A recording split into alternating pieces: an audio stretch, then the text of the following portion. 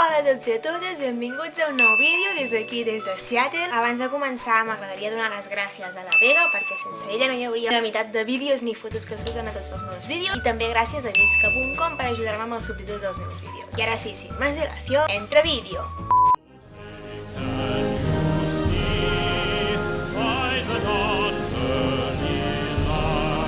Alguns de vosaltres em vau demanar que expliqués una mica les eleccions d'aquí als Estats Units. Ja veureu aquest vídeo m'he bonit per l'ocasió. I llavors, més o menys la meitat dels punts d'aquest vídeo tractaré de coses de les eleccions i tal. No seran res de que no conegueu, perquè jo no sóc cap experta, per compartir amb vosaltres una mica el que he viscut d'aquí. No us espereu cap gran cosa, Ja us aviso. El passat dijous, 24 de novembre, aquí als Estats Units es va celebrar el Dia d'Acció de Gràcies. I jo era una meva família i també el vaig poder celebrar. És un dia que serveix una mica doncs per agrair que en salut, amics, família, menjar, estàs bé. Llavors hi ha diferents maneres de celebrar-lo, és a dir, et pots reunir amb la teva família o pots celebrar-lo amb els teus amics. Llavors aquí la meva família ho van celebrar amb els seus amics. Ells van ser els encarregats de fer el pavo. I llavors jo vaig veure com el feien. Van ficar un enorme pavo al forn i van estar allà 3-4 hores i després el van treure.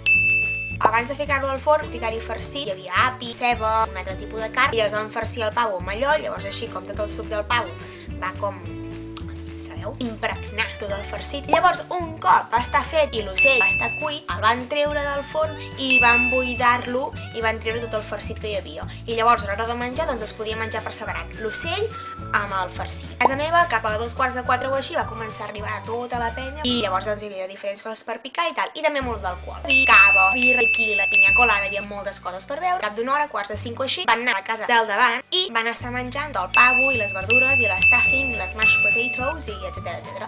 I llavors, quan van haver acabat d'estar allà, van tornar aquí a casa meva a menjar-se el pumpkin pie i a fer jocs. Arrel de les eleccions i de Thanksgiving, el diari va treure uns quants consells. El meu preferit és el número 3.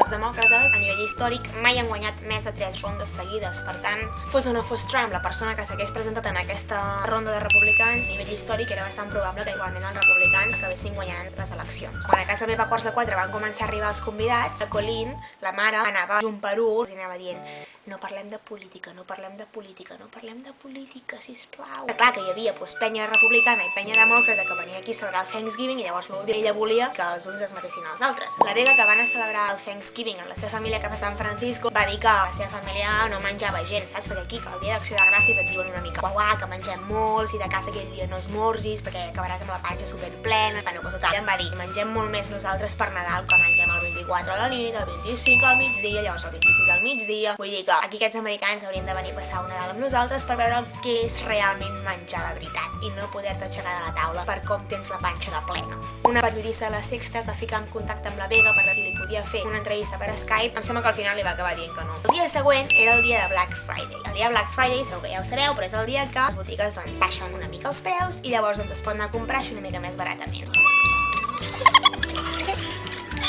La mama de la meva mama, que és la iaia Rosa, era modista quan era jove. Havíem anat alguna vegada de rebaixes juntes, vol que tingui estil i que vesteixi bé i aquestes coses. I llavors jo sé que ella té moltes ganes de veure el que em vaig comprar Black Friday. Per tant, iaia, ara mira bé, perquè ara veuràs tota la roba que em vaig comprar. Però passarà molt ràpid, així que fixa-t'hi bé.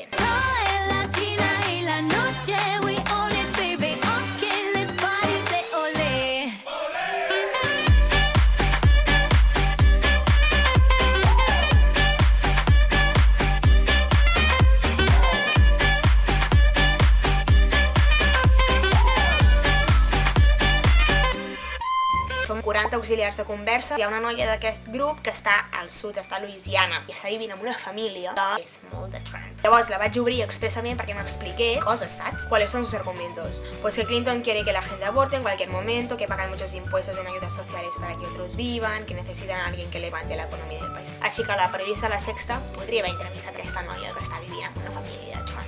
Sé de gent que el dia següent de les eleccions no van a treballar perquè estaven així com molt confusos, com derrotats, com tristos del resultat de les eleccions i es van quedar a casa de lo deprimits que estaven. El dissabte 26 havíem de treballar perquè els meus alumnes, aquells que us vaig dir que parlaven tan bé el castellà, es van examinar el B2 de castellà. I llavors nosaltres doncs estàvem allà i vigilàvem com feien els exàmens, la cosa més avorrida del món mundial.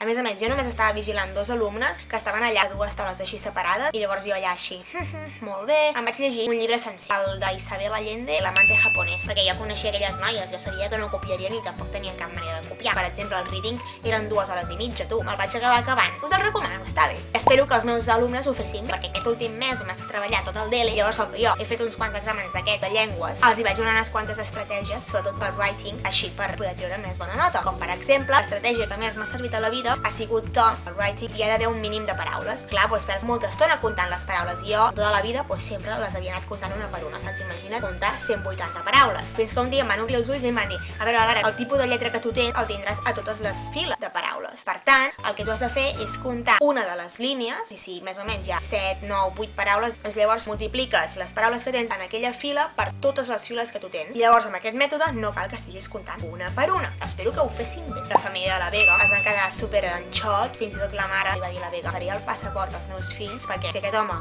està aquí dirigint el nostre país, potser emigrem. A l'últim vídeo us vaig explicar que vam fer el nostre primer viatge a l'Olympic National Park i vaig passar les fotografies així super ràpid.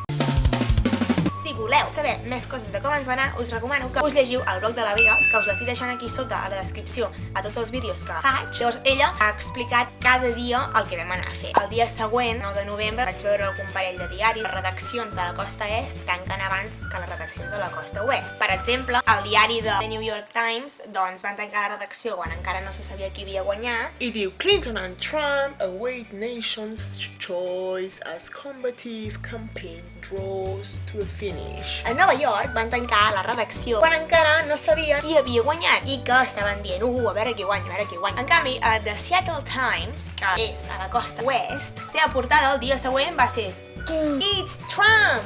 Billionaire outsider captures the highest office in the land, a final exclamation mark to his insurgent campaign. Aquest és el meu fantàstic English. Bueno, pues, això per exemple és molt curiós, A la costa est van tancar gent i que encara no sabia qui havia guanyat, i a la costa oest, quan aquesta redacció va tancar, ja se sabia qui era. Que fuerte, en un mateix país, tu! I els vaig guardar perquè a casa, el dia després de les eleccions, sempre guardem els diaris. I vaig pensar, als Estats Units no serà menys. I aquí els tinc per portar-los a Manresa quan marxi d'aquí. I aquest és l'últim vídeo, que hi ha 24 punts. Ja a partir del següent ja n'hi haurà 25. Espero que sapigueu per què. I fins aquí aquest vídeo, espero que us hagi agradat molt. Ja sabeu que m'encanta rebre els vostres feedbacks, missatges, felicitacions, notes de veu, el que sigui. I espero que estigueu tots i totes superbé. I us envio una abraçada i un petó ben forts. Mwah!